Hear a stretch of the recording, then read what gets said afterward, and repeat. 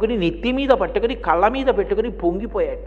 ఆమె ఎందుకు కామాక్షి కామదాయిని అవుతుంది అంటే ఆమె యందు సరస్వతీ శక్తి, లక్ష్మీ శక్తి, ఆమె యందే పార్వతీ శక్తి, మూడు శక్తులు కలిగి ఉన్నటువంటి మూలపుటమ్మ. కాబట్టి ఆవిడ ఏదైనా ఇవ్వగలదు. ఆ కామాక్షి కామదాయిని, కోరిన కోరికలు తీరుస్తుంది.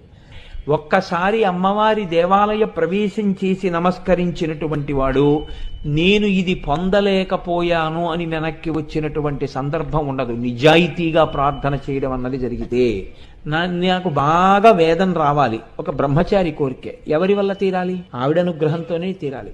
నాకు మంచి భార్య రావాలి, ఎవరి వల్ల తీరాలి? ఆవిడ వల్లే తీరాలి. నాకు మంచి సంతానం కలగాలి, ఎవరి వల్ల తీరాలి? ఆవిడ వల్లే తీరాలి. నాకు వైరాగ్యం కావాలి, ఎవరి వల్ల రావాలి? ఆవిడ వల్లే రావాలి. జ్ఞానము కావాలి, ఎవరి వల్ల రావాలి? ఆవిడ వల్లే రావాలి. చిట్ట చివరికి మోక్షం కావాలి, ఎవరివ్వాలి? ఆవిడే.